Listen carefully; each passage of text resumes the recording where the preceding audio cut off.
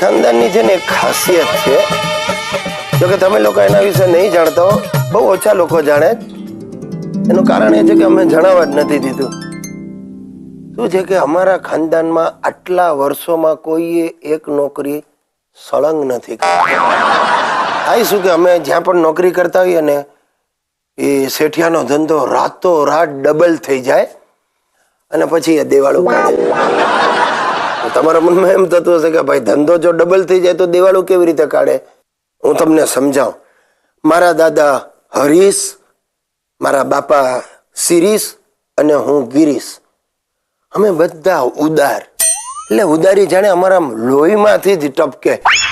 અમે શું, કોઈ પણ ઘરાક આવે ને બિચારો ઉધાર માંગે ને તો ઉત્સાહ ભેર એને ઉધાર આપી દઈએ.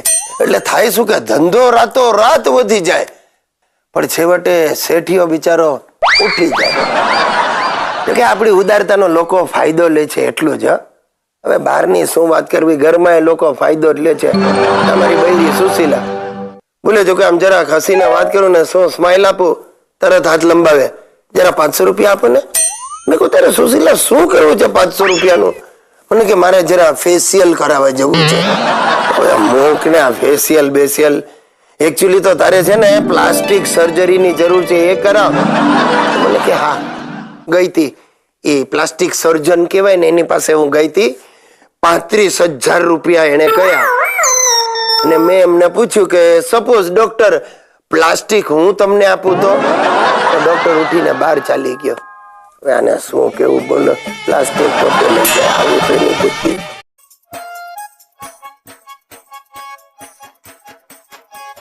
સાહેબ હમણાં મારી પરીક્ષા ચાલી રહી છે, એટલે પરીક્ષા મારા દીકરા હિતેશની છે. મારી તો અગ્નિ પરીક્ષા ચાલી રહી છે. હા, અમારો હિતેશ 10મીમાં શું આવ્યો, ઘર આખું ગધેડે ચડ્યું છે સાહેબ. મારી તો પનોતી બેઠી છે. એ નાલાયક જાણે રાજા હોય ને અમે એના ગુલામ હોઈએ ને એવી પરિસ્થિતિ છે. અને હિતિયો મારો બેટો એનો દાવ આવ્યો હોય ને એમ અમારી પદુડી કાઢે છે ખરેખર. હા, અહીંયા સોફા પર આમ ટાટિયા લંબાવીને આમ બેસે ને મને કે પપ્પા તમે પાઠ વાંચો, મારી આંખો નબળી પડી ગઈ છે.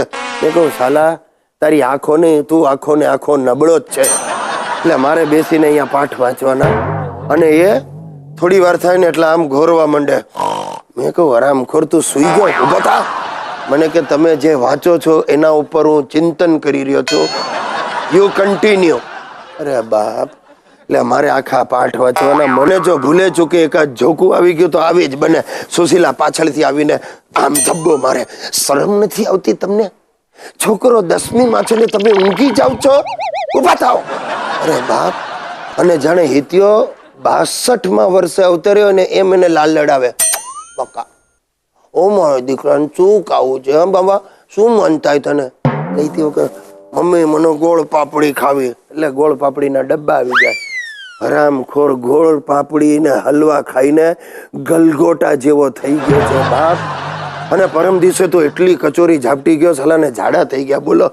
તો એની માં તો એમ જ કે અરે મારો દીકરો બિચારો ચિંતામાં કેવો દુબળો પડી ગયો છે. અરે મેં કહ્યું આ કાચો ને કાચો મને ખાઈ જાય એમાંનો છે ભાઈ. આ એકવાર એની પરીક્ષા પતે ને એટલે હું તો ચાલતો માતાજીના મંદિરે જઈને ચાંદીનું છત્ર ધરાવવાનો છું. કારણ કે જો આ પરીક્ષા વધારે ચાલીને તો મારે એકાદ નર્સિંગ હોમમાં દાખલ થવું પડશે અને મને ગ્લુકોઝના બાટલા ચડાવવા પડશે.